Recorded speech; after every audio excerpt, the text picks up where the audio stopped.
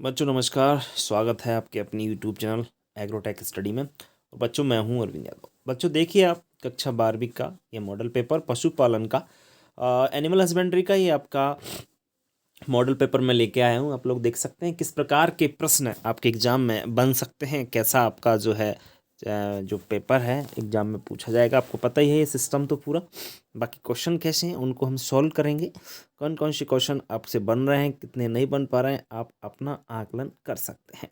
देखिए, सबसे पहले सही विकल्प है बच्चों। देखिए बच्चों, पशु आहार में मुख्य रूप से कितने तत्व पाए जाते हैं? 7, 8, 6 या 9? सब लोग जानते हैं पशु आहार में मुख्य रूप से 6 तत्व पाए जाते हैं। कितने तत्व पाए जाते हैं? 6।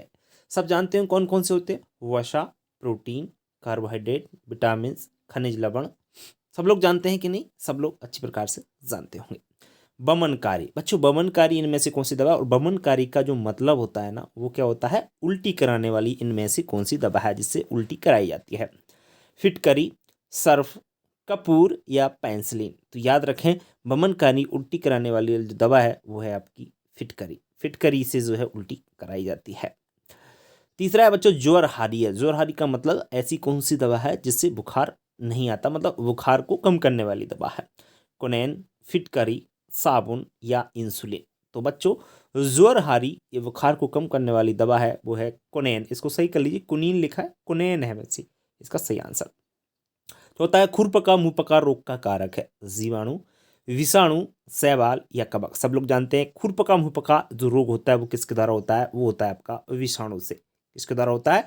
विषाणु। इसको हम लोग वायरस भी कह सकते हैं। पांचवा है डीप लिटर प्रणाली संबंधित है। डीप लिटर प्रणाली किससे संबंधित है? गाय से, भैंस से, मुर्गे से या एक और आपका दे रखा है सूकर से। तो बच्चों आपका सही आंसर बताना, डीप लिटर जो प्रणाली संबंधित है वो मुर्गे से कह सकते हैं, मुर्गियों से संबंधित है। ठीक है, तो 5 आपके ओटी कितने आपने सही कर पाए ये आपको जानकारी होना चाहिए। इसके बाद हम रिक्त स्थान पे आएंगे बच्चों। रिक्त स्थान आप लोग अच्छी प्रकार से देख सकते हैं। पशु प्लेग रोग का रोग कारक जो है, पशु प्लेग का रोग कारक कौन सा? सब लोग जानते हैं विषाणु है। और उस विषाणु का नाम भी आप लोग याद रखो, तो मोरबिली विषाणु या वायरस हम लोग इसको कह सकते हैं। ध्यान रखना, विषाणु इसका जो है रोग कारक है और मोरबिली विषाणु हम लोग कह सकते हैं। क्लास्ट्रेडियम सोवियाई रोग होता है। क्लास्ट्रेडियम सोवियाई से रोग होता है। कौन सा रोग होता है? ध्यान होगा आपको, लंगड़ी रोग होता है। कौन सा रोग होता है बच्चों? लंगड़ी रोग होता है, ये आपको याद रखना है। ठीक है ना, लंगड़ी रोग क्लास्ट्रिडियम सोवियाई नामक जीवाणु से होता है। नेक्स्ट है बैसिलस इंथ्रेसिस से रोग होता है। तो बैसिलस इंथ्रेसिस ये जीवाणु के नाम है। और यह इंथ्रैक्स रोग कौन सा रोग होता है? इंथ्रैक्स रोग होता है। ध्यान रखें, इंथ्रैक्स जो रोग है वो आपका बैसिलस इंथ्रेसिस नामक जीवाणु से होता है। इंथ्रैक्स रोग को हम लोग विष ज्वर भी कहते हैं। ध्यान रखना, विष ज्वर भी आपका कई जगह लिखा आता है, कंफ्यूज बिल्कुल ना होंगे आप लोग। चौथा है बच्चों गुणांकन पत्रक का अधिकतम योग कितना होता है? तो गुणांकन पत्रक का अधिकतम योग होता है 100। कितना होता है बच्चों? गुणांकन पत्र का योग होता है एकदम 100 होता है। नेक्स्ट, पांचवा, पशुओं के 8 स्थायी दांत वर्ष में निकल आते हैं। तो पशुओं के जो 8 स्थायी दांत है कितने वर्ष में निकल आते हैं? सबको मालूम होगा, ये 5 वर्ष में निकल आते हैं। कितने वर्ष में निकल आते हैं बच्चों? 5 वर्ष में ये निकल आते हैं। बकरी का गर्भकाल होता है। तो बकरी का गर्भकाल कितने समय का होता है? सबको मालूम है, बकरी का जो गर्भकाल आपने पढ़ा हुआ 145 से लगभग 150 दिन तक का होता है। कब तक का होता है? 145 से 150 दिन का बकरी का गर्भकाल होता है। तो बच्चों जो रिक्त स्थान है 6, उम्मीद करता हूँ सभी के ये सही होंगे, कहीं किसी को कोई समस्या नहीं आई होगी इनमें। तो इतना तो मैं पढ़ा ही चुका हूँ। इसके बाद हम सही जोड़ियों की बात करेंगे बच्चों। सही जोड़ी आप लोग अच्छी प्रकार से देख सकते हैं। सही जोड़ी आपकी ये रही आपकी स्क्रीन पर। देखिए, सानेन बकरी, सानेन बकरी देखिए किससे मिलेगी? शहरी बकरी, कैरोटीन, विदेशी नस्ल, प्रोटीन मुक्त। तो ध्यान रखना, सानेन बकरी आपकी विदेशी बकरी है, सबको मालूम है।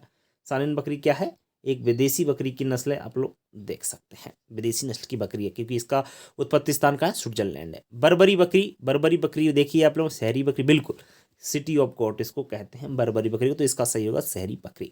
गाय के दूध का पीला रंग देखिए, शहरी बकरी हो गया कैरोटीन। जी हाँ बच्चों, गाय के दूध का पीला रंग होगा कैरोटीन के कारण होता है। घी में देखिए आपको प्रोटीन का मुख्य स्रोत बिल्कुल 99.55% आपका क्या होता है, फैट होता है। घी में 0.5% और पनीर आपका मिल जाएगा। पनीर होता है प्रोटीन का मुख्य स्रोत। तो बच्चों ये आपकी सही जोड़ी मैंने आपको मिला दी है, किससे कौन कौन मिल रहा है। ठीक है, अब बढ़ेंगे हम लोग आगे नेक्स्ट एक वाक्य के उत्तर में। एक वाक्य के उत्तर आप लोग देख सकते हैं बच्चों। सबसे पहला है वसा दूध में किस रूप में पाई जाती है। जो फैट होती है ना, वसा दूध में किस रूप में पाई जाती है। तो सब जानते हैं वसा दूध में शायद पायस के रूप में पाई जाती है। किसके रूप में, पायस हम लोग कह सकते हैं, इमल्सन के रूप में वसा दूध में पाई जाती है। इसके बाद दुग्ध चूर्ण में कम से कम कितने प्रतिशत वसा होना चाहिए। तो दुग्ध चूर्ण जो होता है, आपने चैप्टर पढ़ा नहीं है अभी, तो इसमें आपका वसा कम से कम 26% आपका सही आंसर होगा। इसका 26% वसा होना चाहिए। फुआर शुष्कन विधि से क्या बनाया जाता है। तो सब जानते हैं फुआर शुष्कन विधि से दुग्ध चूर्ण बनाया जाता है। क्या बनाया जाता है बच्चों, दुग्ध चूर्ण बनाया जाता है। ये याद रखेंगे आप लोग। जब दूध का संपूर्ण पानी सुखा दिया जाता है तो भाई क्या कहलाता है। सब जानते हैं कि जब दूध का संपूर्ण पानी सुखा दिया जाता है तो भाई दुग्ध चूर्ण कहलाएगा। क्या कहलाएगा, दुग्ध चूर्ण कहलाएगा। इसका आंसर भी दुग्ध चूर्ण ही होगा। पांचवा है, एक मुर्गे के घर में अधिक से अधिक कितनी मुर्गियां रखी जा सकती हैं। तो एक मुर्गे के साथ अधिक से अधिक हम लोग कितनी मुर्गियां रख सकते हैं बच्चों, ध्यान रखना 8 से 10 मुर्गियां। कितना आंसर होगा इसका, 8 से 10 मुर्गियां हम लोग साथ में रख सकते हैं। इसके बाद मुर्गीशाला का औसतन तापक्रम कितना होना चाहिए। तो मुर्गीशाला का जो औसतन तापक्रम है वो कितना होना चाहिए।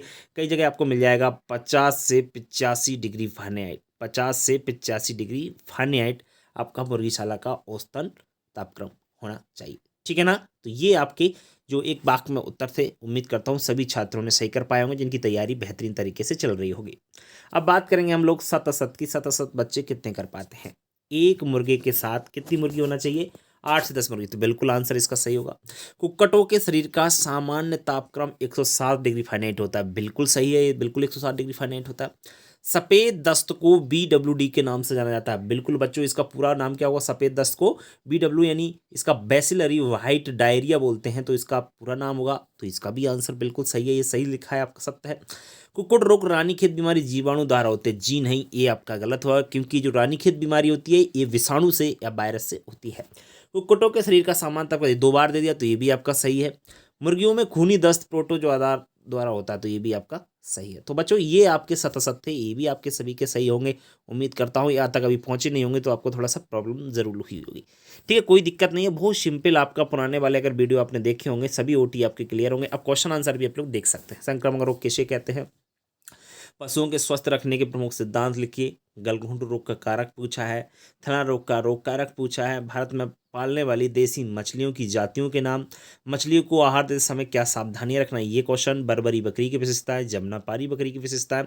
क्रीम की परिभाषा, घी की परिभाषा, बहुत सिंपल सिंपल क्वेश्चन पूछे। दही के गुण, जामन की विशेषताएं पूछिए।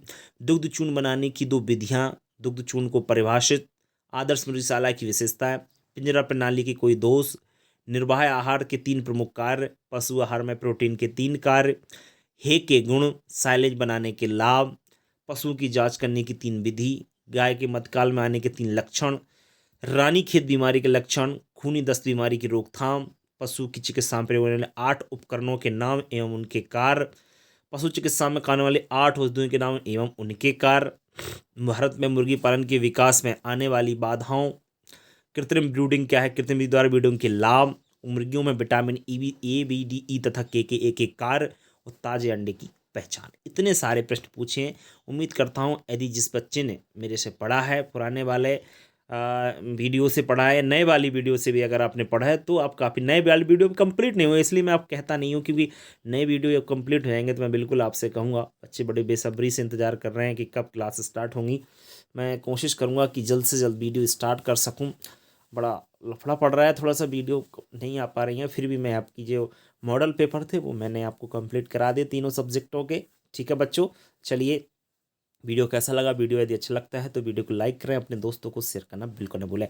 अपने आप का आकलन जरूर करें कि कितना प्रतिशत हम लोग कर पा रहे हैं या नहीं कर पा रहे हैं। ठीक है बच्चों, तो आज के लिए इतना ही, कल फिर मिलेंगे, तब तक के लिए नमस्कार।